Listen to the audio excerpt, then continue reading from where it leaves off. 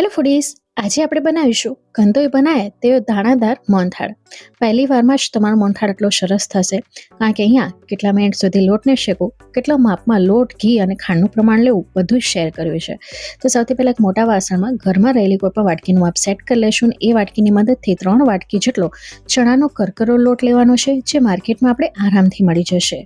હવે આખી જ રેસીપીમાં આપણે આ વાટકીનું માપ ફોલો કરીશું. લોટનું ટેક્સચર જોઈ શકો છો. હવે અહીંયા 5 ટેબલ સ્પૂન જેટલું ઘી ગરમ કરી લીધું છે અને 5 ટેબલ સ્પૂન જેટલું ઠંડુ દૂધ લેવાનું છે. બંનેને એકસાથે મિક્સ કરીશું એટલે આવી રીતે અહીં છમકારો થશે. ઘી પ્રોપર ગરમ હોવું જોઈએ. હવે સ્પૂનની મદદથી પહેલાં મિક્સ કરીશું, કારણ કે આ મિશ્રણ ગરમ છે તો દાજી ન જવાય. અને ત્યારબાદ હાથની મદદથી આવી રીતે આપણે ચોળી લેશું, એટલે ક્યાંય પણ મોટા ગંઢા ન રહે. અને ત્યારબાદ હાથેથી દબાવીને 5 મિનિટ સુધી આ લોટને રેસ્ટ માટે મૂકી દઈશું. 5 મિનિટ બાદ ભાત ઓછાવાનું જે ચારણું હોય એની અંદર આપણે આ લોટને નાખી દઈશું અને ચાળી લેશું. આમ કરવાથી અહીં કણી છે ને બહુ જ સરસ પડે છે. અહીં તમે લોટનું ટેક્સચર જોઈ શકો છો, કેટલી સરસ પરફેક્ટ આપણી કણી પડી છે. ખાતી વખતે આ મોહનથાળ એટલો સ્વાદિષ્ટ લાગે છે. આ લોટ આપણો તૈયાર થઈ ગયો છે, જેને આપણે સાઈડમાં મૂકી દઈશું. હવે જો લોખંડની કઢાઈ હોય તો એનો ઉપયોગ કરજો. હું અત્યારે સ્ટીલની કઢાઈનો ઉપયોગ કરી રહી છું. જે વાટકીની મદદથી આપણે લોટ લીધો હતો એ જ વાટકીની મદદથી આપણે 1.5 વાટકી જેટલું ઘી લેશું. એટલે લોટથી અડધું આપણે અહીં ઘી લેવાનું છે. હવે ઘીને સારું એવું ગરમ કરી લેવાનું છે. ઘી ગરમ કરી લીધું છે એટલે આવી રીતે જ્યારે લોટ નાખશું ને તો ફીણ વળશે. તો અહીં બધો લોટ આપણે ઉમેરી લીધો છે અને એકવાર સાથે મિક્સ કરી લઈશું. હવે ગેસની ફ્લેમને એકદમ સ્લો કરી દઈશું. આખી પ્રોસેસ આપણે સ્લો ફ્લેમ ઉપર કરીશું. હવે લોટને શેકવાની. હવે હું અહીંયા તમને ટાઈમરમાં બતાવું તો 5 ને 35 મિનિટ થઈ છે જ્યારે આપણે લોટને શેકવાનું શરૂ કર્યું છે. ધીમે ધીમે જેમ લોટ શેકાતો જશે તેમ તેમ હલકો થતો જશે. હવે આપણે અત્યારે 5 ને 50 થઈ રહી છે. અત્યારે લોટનું ટેક્સચર તમે જોશો કે એકદમ હલકો થઈ ગયો છે, એકદમ લાઇટ થઈ ગયો છે, પણ હજી પણ આ લોટ કચાશવાળો છે. તો હજી આપણે કન્ટિન્યુ એને શેકતા રહીશું. હવે અહીંયા તમે જોઈ શકો છો કે 57 થઈ રહી છે ભાતને, અને આ લોટ આપણો પરફેક્ટ શેકાઈ ગયો છે, બદામી રંગ આવી ગયો છે. તો આ સમયે માર્કેટમાં માવો ઉમેરવામાં આવે છે. હું અત્યારે મલાઈનો ઉપયોગ કરી રહી છું. તો આપણે હાફ કપથી થોડુંક ઓછું આપણે અહીંયા મલાઈ નાખ્યું છે, અને મલાઈ નાખશું એટલે આવી રીતે લોટમાં ફીણ વળવા માંડશે. હવે મલાઈ નાખવાથી મોહનથાળ છે ને સોફ્ટ તૈયાર થાય છે.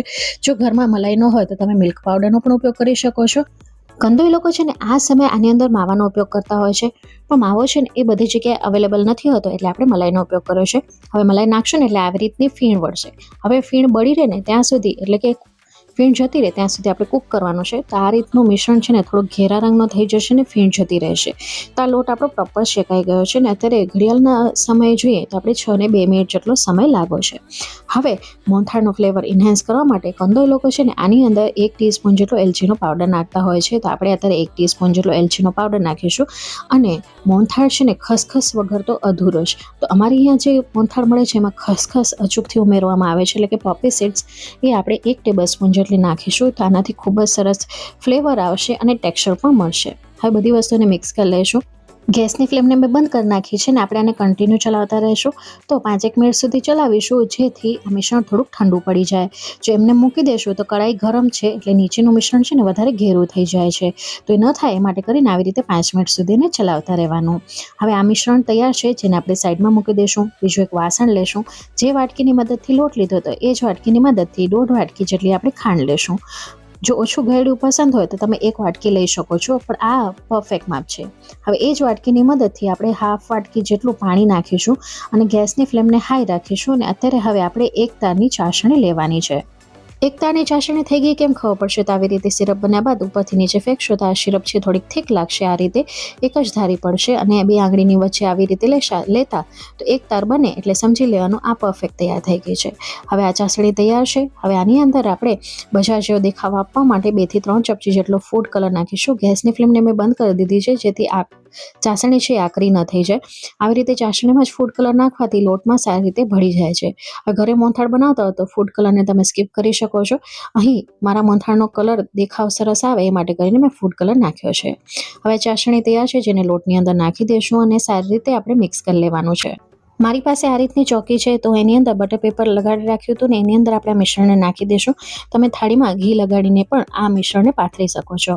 ઉપરથી બજાર જેવો દેખાવ આપવા માટે આપણે પિસ્તાની આવી રીતે ફ્લેક્સનો યુઝ કર્યો છે, અને સાથે આપણે આના અંદર ખસખસ નાખીશું. તો ઉપરથી પણ ખસખસ નાખતી વખતે ખૂબ જ સરસ લાગે છે. અને સાથે વધારે એટ્રેક્ટિવ બનાવવા માટે આપણે આની અંદર બદામની ફ્લેક્સનો પણ ઉપયોગ કર્યો છે. તો તમારી પાસે ઘરમાં જે હોય એનો તમે ઉપયોગ કરી શકો છો, અને ન હોય તો તમે આને સ્કીપ પણ કરી શકો છો. ફક્ત ખસખસથી જ ગાર્નિશ કરી શકો છો. હવે આ મિશ્રણને આપણે ઠંડુ થવા માટે મૂકી દઈશું. અને ઠંડુ થઈ ગયા પછી આપણે આની અંદર ચોસલા પાડીશું. તો આવી રીતે ડ્રાયફ્રૂટ નાખી દીધા બાદ ઉપરથી થોડુંક દબાવી દઈશું, જેથી પીસીસ કરતી વખતે ડ્રાયફ્રૂટ છૂટા ન પડી જાય. આ મિશ્રણ ઠંડુ થઈ ગયું હતું, તો અડધોથી પોણા કલાક સુધી મેં સાઈડમાં મૂકી દીધું હતું. ને હવે આને આપણે ડીમોલ્ડ કરી લઈશું અને મનગમતા પીસીસમાં આપણે કટ કરી લેવાના છે. તો ફ્રેન્ડ્સ, આજની આ રેસીપી તમને કેવી લાગી કમેન્ટ બોક્સમાં તમારો અનુભવ શેર કરવાનું ભૂલતા નહીં. અને જ્યારે તમે ચાસણીની અંદર લોટ નાખો ને ત્યારે એમ લાગે કે વધારે ડ્રાય થઈ ગયું છે, તો આ એક ટિપ્સ છે જેના થકી તમારું મોહનથાળ તમે સોફ્ટ બનાવી શકો છો. તો 2 થી 3 ટેબલ સ્પૂન જેટલું તમે એની અંદર દૂધ નાખીને મિશ્રણને ગરમ કરશો, તો એ મિશ્રણ છે એ સોફ્ટ થઈ જશે. તો ઘણીવાર જે લોકોને ચાસણી કરતાં ના આવડતું હોય અને જો આકરો પાક થઈ જાય, તો તમે આ રીતે ટિપ ફોલો કરી શકો છો. તો અહીં તમે જોઈ શકો છો ચોસલું કાઢ્યા બાદ કેટલો સરસ ચોસલું આપણું નીકળ્યું છે, અને મોંમાં મૂકતા જ એ ઓગળી જાય તેવો આ મોહનથાળ તૈયાર થાય છે. તો એકવાર મારી રીત પ્રમાણે જરૂરથી ટ્રાય કરજો.